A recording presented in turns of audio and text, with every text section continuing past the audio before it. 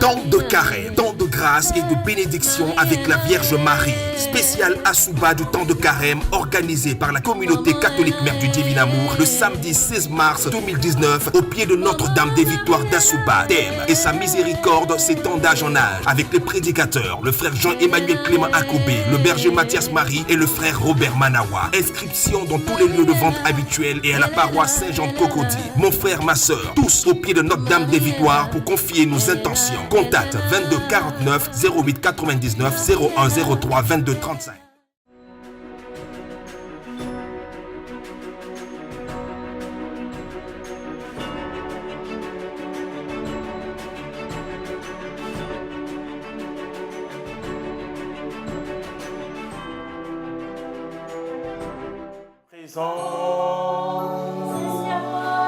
Me fait du bien, oh.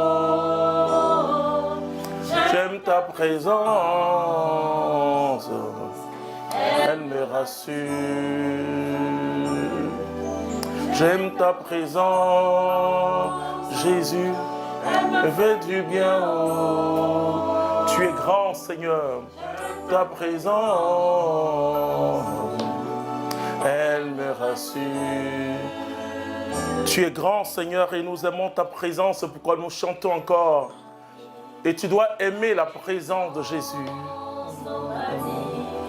Ta présence,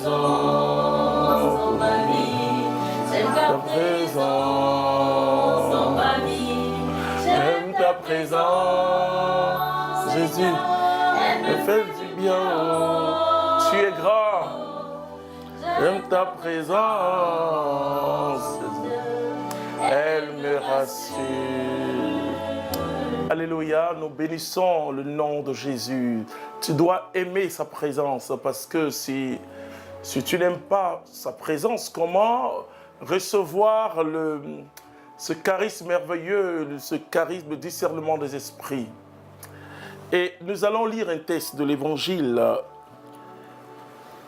Matthieu chapitre 16, à partir du verset 21. À dater de ce jour, Jésus commença de montrer à ses disciples qu'il lui fallait s'en aller à Jérusalem. Il souffrit beaucoup de la part des anciens, des grands prêtres et des scribes, être tué et le troisième jour ressuscité. Pierre, le tirant à lui, se mit à le morigéner en disant: Dieu t'en préserve, Seigneur. Non, cela ne t'arrivera pas. Mais lui, se retournant, dit à Pierre: Passe derrière moi, Satan, tu me fais obstacle, car tes pensées ne sont pas celles de Dieu, mais celles des hommes. Quand nous lisons ce texte, il y a de quoi être vraiment effrayé, parce que le même chapitre 16, Pierre, alors que Jésus dit: Pour vous, qui suis-je? Alors Pierre qui lui dit: Tu es le Fils du Dieu vivant, tu es le oint de Dieu, alléluia, tu es le Messie. Alors Jésus dit à Pierre: Ce n'est ni la chair ni le sang qui t'ont révélé cela, mais c'est l'Esprit de mon Père. Alors mon frère, ma soeur, en ce samedi béni, je veux que tu fasses une véritable expérience de cette présence de Dieu par le Saint-Esprit. Et pour cela, je vais parler de comment le démon utilise nos pensées. C'est très important. Je dis souvent que les chrétiens du XXIe siècle, nous avons des problèmes. Quand je dis nous, les chrétiens du XXe siècle, parce que nous sommes très loin de l'expérience mystique qu'ont vécu les grands saints de l'Église. Et parce que parfois nous voulons supprimer la croix de notre existence. Or, laisse-moi te dire, mon frère, toi qui cries que Jésus est vivant, il est vivant parce qu'il était mort. Donc, on ne peut pas séparer la croix de la gloire ou de la résurrection. Et l'Église le résume en parlant du mystère pascal, qui est la souffrance, la mort et la résurrection de Jésus-Christ. Alors, tu comprends que Pierre, qui avait le Saint-Esprit, puisque c'est l'Esprit Saint qui a révélé à Pierre que Jésus est vraiment le Messie. Alors Jésus dit une parole assez dure quand même à Pierre: arrière Satan. tes pensées ne sont pas celles de Dieu, mais celles des hommes. Je le dis toujours que, et malheureusement, il y a certains enseignements qu'il vous dit aux gens, quand c'est Dieu, ça t'apporte une grande paix, etc. Non, ça après, c'est l'une des conséquences, sur les effets après. Mais quand c'est Dieu, on se débat. Quand c'est Dieu, ça n'arrange pas ma nature. Sauf quand je commence à entrer dans la vie, dans l'esprit ou dans la vie mystique, alors ça arrange ma nature parce que j'ai décidé, parce que Dieu veut faire des choses. Mais Dieu veut que ce soit toi qui aies cette volonté d'abord de changement. Beaucoup de gens disent, Seigneur, change-moi. Mais comment le Seigneur peut te changer si toi-même tu n'as pas la volonté de changer? L'Esprit Saint vient à notre secours. Nous avons la parole de Dieu, je vous l'ai dit. Et je vous rappelle encore les 3 critères de base pour le discernement. Le bon sens, la parole de Dieu et le magistère de l'Église. Donc nous avons aujourd'hui, nous nous sommes bénis. Nous avons tous les instruments possibles pour avoir un bon discernement. Mais malheureusement, frères et sœurs, nous ne savons même plus comment le démon attaque. Je dis le démon ne se trouve pas dans les forêts. Il se trouve là où on vit et surtout là même on prie. Hein? Là où on prie parce qu'il n'a pas affaire à ceux qui ne prient pas. Il n'a pas affaire à ceux qui n'ont pas le désir de suivre Jésus-Christ. Ils sont déjà pour lui. Et c'est pourquoi Jésus prie dans Jean 17. Il dit à son Père, et je ne te demande pas de les enlever du monde. Ils sont dans le monde, mais ils ne sont pas du monde, mais garde-leur du malin, du mauvais. Parce que lui, le diable, qu'est-ce qu'il a fait? Regardez sur 12 apôtres. Et là où il s'est mentionné que Satan a agi, on voit Pierre et on voit Judas. Bon, on ne parle pas de Thomas parce qu'il avait... C'est vrai, il était très rationnel. Bon, il disait que si je ne vois pas, je ne veux pas croire. Mais donc, si Pierre, qui est le grand Pierre quand même, ce qui Jésus a donné la plus belle prophétie de l'histoire de l'Église. Tu es Pierre, sur cette pierre, je bâtirai mon Église et le séjour des morts n'aura aucun pouvoir sur mon Église. Alors, je fais une petite parenthèse. Vous voyez, aujourd'hui, l'Église est très lapidée. Ouais, à travers parfois le comportement de ses fils.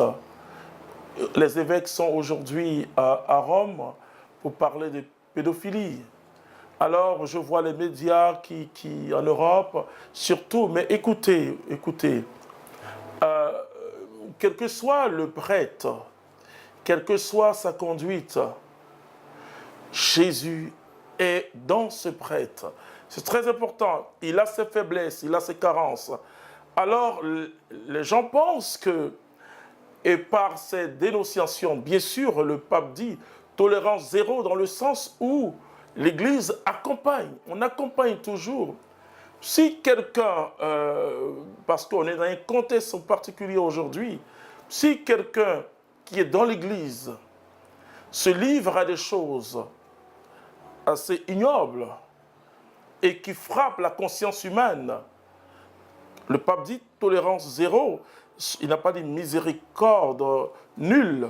Tolérance zéro, ça veut dire que l'Église, aujourd'hui, dans son enseignement et dans sa discipline, ne peut plus accepter. Et ça, c'est Jésus lui-même qui dit qu'il aura des témoignages, il aura des scandales, mais malheur à celui par qui le scandale vient. Donc, c'est très important aujourd'hui. Mais en dehors de ça, nous devons garder cette beauté de l'Église. L'Église, elle est sainte à cause de Jésus-Christ de Nazareth. Et donc, c'est sa sainteté qui descend sur nous. Et les premiers chrétiens, et d'ailleurs, il faut revenir à ce mot, les chrétiens sont des saints. Sont des saints. Et à cause de Jésus, l'Église, elle est sainte, pas à cause de nous, mais à cause de Jésus. C'est très important, frères et sœurs. OK. Donc, voici que Pierre se laisse avoir par le démon. Le diable, comment il agit? Il agit par nos pensées. Il influence. La Bible parle de flèches enflammées. Et je dis toujours que Ce qui vient de Dieu dérange ma nature humaine. Ce qui vient du démon arrange ma nature humaine. Voilà. C'est-à-dire que ça suit une logique humaine. Jésus parle de sa passion. Il va mourir. Et Pierre appelle Jésus de côté, dit, mais ce n'est pas possible. Non, tu ne peux pas dire ça. Jésus dit, arrière. Parce que le démon, qu'est-ce qu'il fait? Il peut entrer en quelqu'un, il peut parler par une personne pour refroidir ton ardeur pour le Christ. C'est très important. Tu peux recevoir Jésus-Christ avec vraiment un appel de Dieu, avec un désir de vivre Dieu, mais quelqu'un peut être à côté, il peut dire non, mais c'est pas possible, mais tu es une jeune fille, tu es jeune homme, mais vis ta vie, mais pourquoi tu parles de ces choses-là? Il y a toujours ça. Et qu'est-ce que Jésus va dire à Pierre? Il va dire Satan. Parce que Jésus voit derrière Pierre le démon, alors il chasse le démon. Alléluia. Alors, le discernement, ce n'est pas quelque chose de très compliqué. Nous devons d'abord laisser le Christ renouveler notre intelligence. C'est très important. Et Paul le dit dans Romains chapitre 12, versets 1 à 3. C'est un très beau texte où on a des bases aussi du discernement. Il dit que de nous offrir nous-mêmes comme un sacrifice vivant et saint, un sacrifice saint, il dit c'est de notre part le plus grand des cultes. Et on ne doit pas se conformer aux habitudes du monde présent, à la pensée du monde présent, mais nous devons laisser le Saint-Esprit nous transformer notre intelligence, alors nous serons capables de discerner ce qui est bon et agréable à Dieu. Vous savez, la vie chrétienne, comme je le définis, ce n'est pas une vie émotive. Ça ne se vit pas dans l'émotion, mais dans la motion du Saint-Esprit. C'est très, très différent. Parce que nos pensées ont été blessées, notre intellect a été blessé, notre âme a été blessée par le péché. Et Dieu disait à son peuple, mes voix ne sont pas vos voix, mes pensées ne sont pas vos pensées. Et finalement, ce qui va faire la personne, c'est sa manière de penser. C'est très important. Et dans certaines traditions, c'est la tradition africaine, quand, quel que soit votre âge, quand vous ne savez pas bien parler, dans le sens où vous n'avez pas la sagesse dans le langage, on ne vous considère pas, on dit, mais c'est comme il est encore comme un enfant, malgré son âge, il est encore comme un enfant. Parce que la pensée détermine ta personnalité réelle.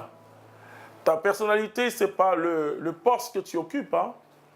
Ce n'est pas les vêtements que tu portes, ce n'est pas les biens que tu as, mais c'est ta manière de penser, ta manière de raisonner. Donc le démon va toujours agir là. Vous voyez, laissez-moi vous dire que dans certains jours, je prêchais à Paris. Alors je disais comme cela, écoutez, bon, il y a de cela un peu plus de 15 ans.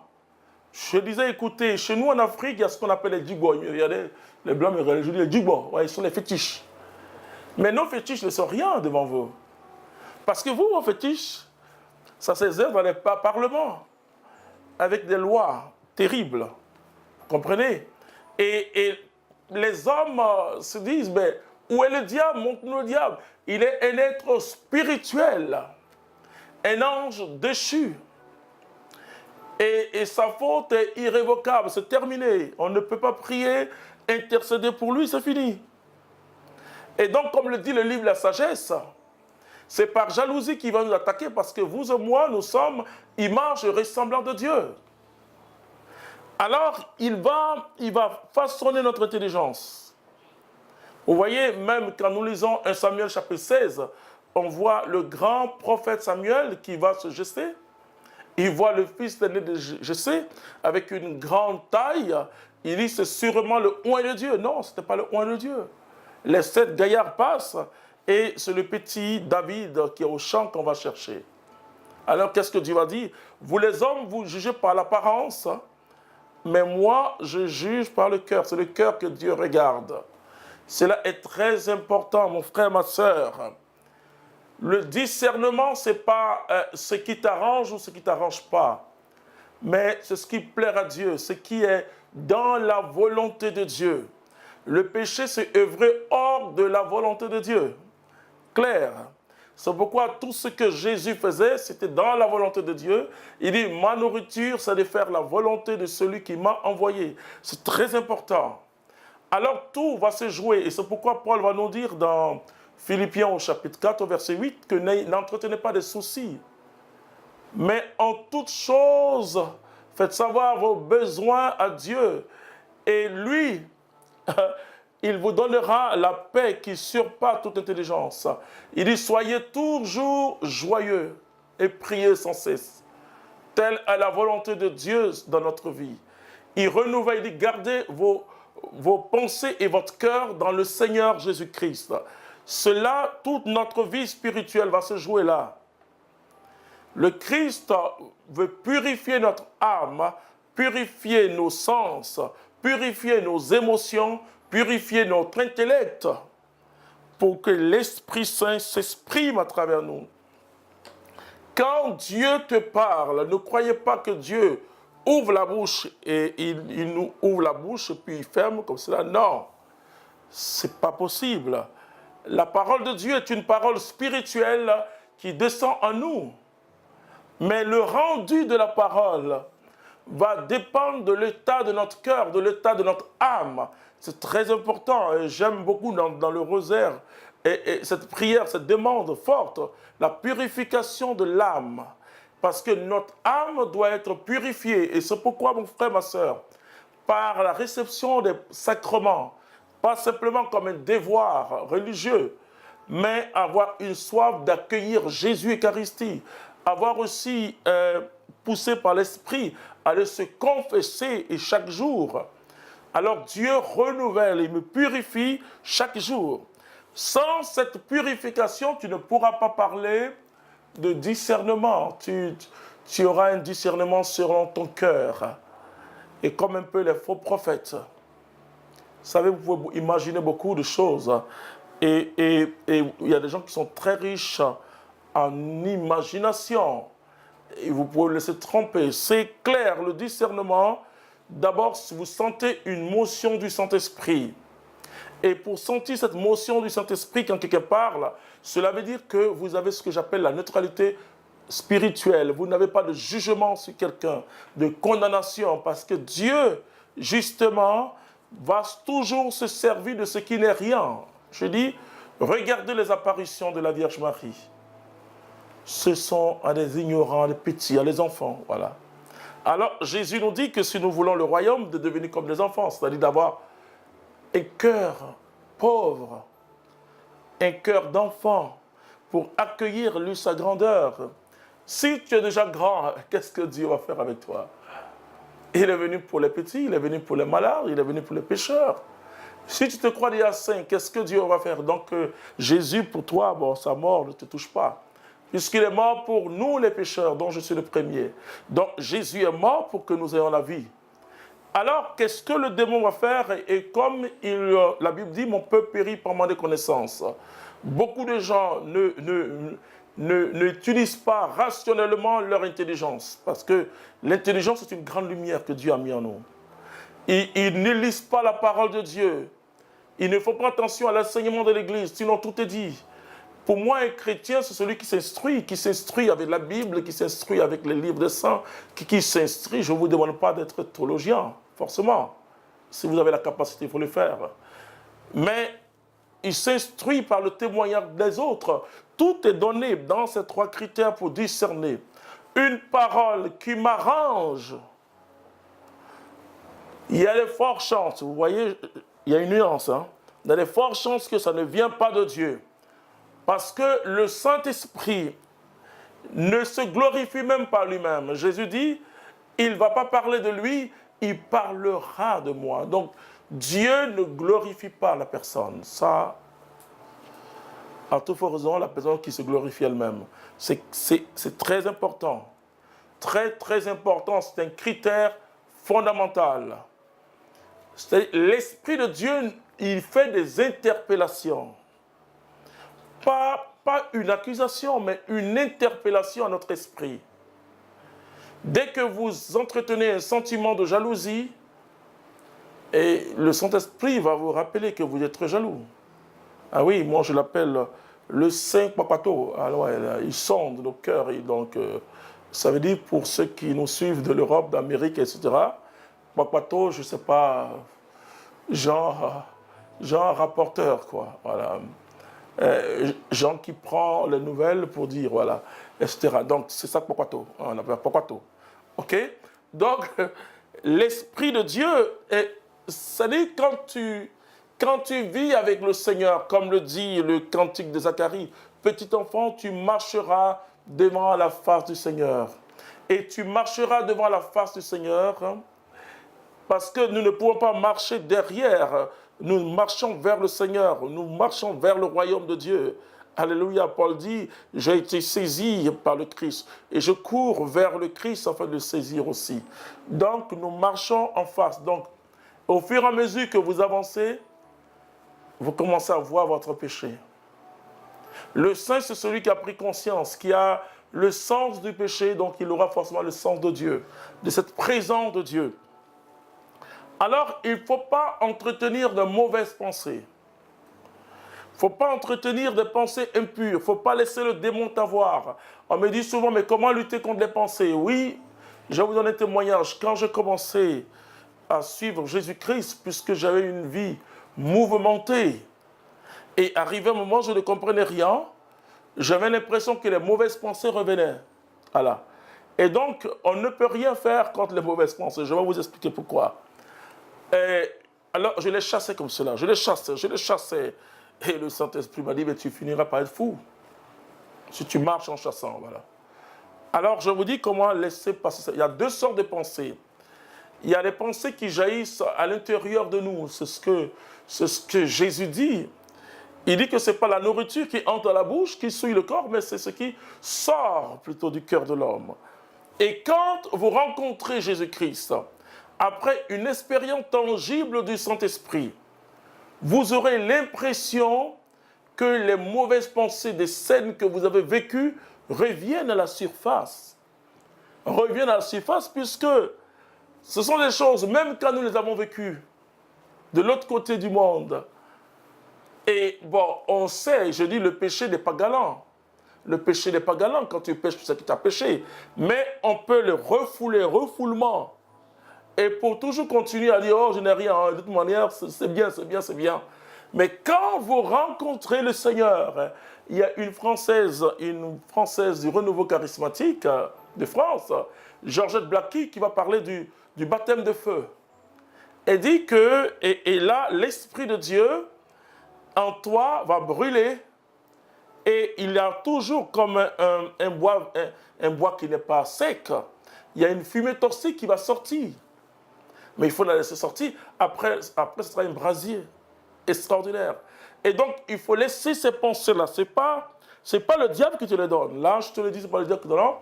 Mais ça sort de ton subconscient parfois. Laisse ces pensées et laisse-les tranquillement. Et toi, pense à Jésus-Christ. Toutes tes pensées doivent être en Jésus-Christ. Alors, quand j'ai compris ça, ça m'a libéré. Tu peux être parfois devant le Saint-Sacrement, et puis ces pensées-là viennent, laisse-les. Mais la pensée qui vient du démon ne t'agresse pas. C'est ça le problème. Ça suit une logique parce qu'il te voit. Il ne peut pas lire tes pensées, mais il peut injecter des flèches enflammées dans ton esprit. Tu comprends? Et à partir de cet instant, quand tu commences à les entretenir, alors le diable commence. Quand Jésus a parlé, Pierre a dit, mais c'est pas normal. Oui, le diable a dit, oui, c'est pas normal, mais va lui dire, c'est pas bon. Et pour faire l'obstacle, il dit, tu es pour moi un obstacle, Satan. C'est pas Pierre, mais Satan, tu es pour moi un obstacle. Donc, il faut faire très attention à ses pensées. Et pour cela, comme remède prophétique, l'adoration du Saint-Sacrement pour ceux qui sont catholiques. La blancheur de Jésus, le rosaire, et bien sûr la communion, parce qu'il faut adorer, mais il faut communier. Chaque communion demande à Jésus de te purifier à l'intérieur. C'est vraiment extraordinaire. Parce que si notre pensée, si notre cœur est tellement chargé n'importe quelle pensée. Le discernement est difficile. Vous pouvez même être responsable, supérieur, tout ce que vous voulez. Mais vous n'aurez pas le discernement parce que c'est le discernement dans l'esprit. Parce que tu as déjà un jugement. Et c'est très difficile parfois pour les responsables. Tu vois une personne qui se comporte très mal.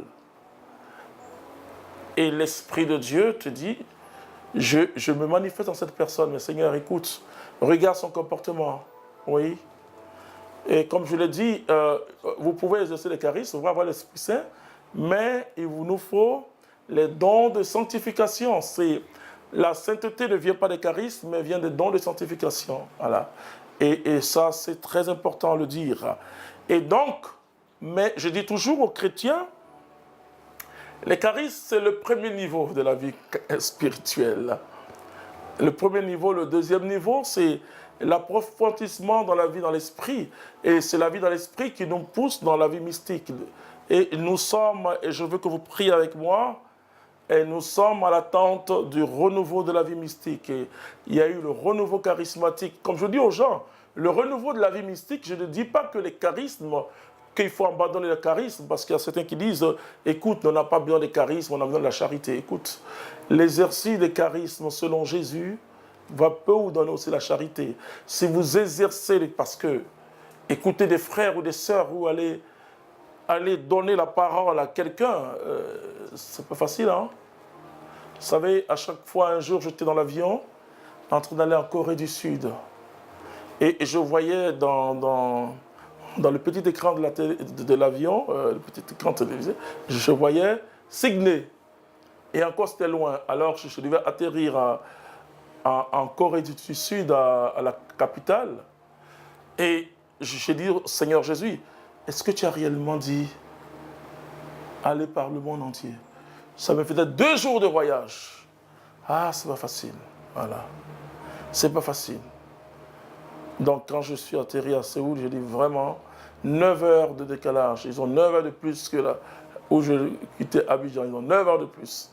Le décalage horaire, je dis, mais Seigneur, c'est difficile. Alléluia.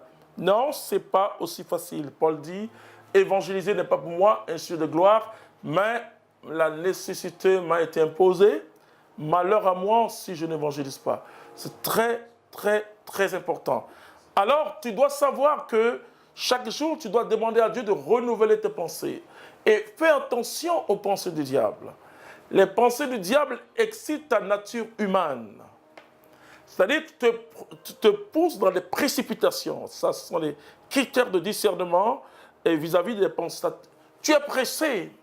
Tu es pressé, non. Et parce qu'il ne te donne pas l'occasion de trop réfléchir.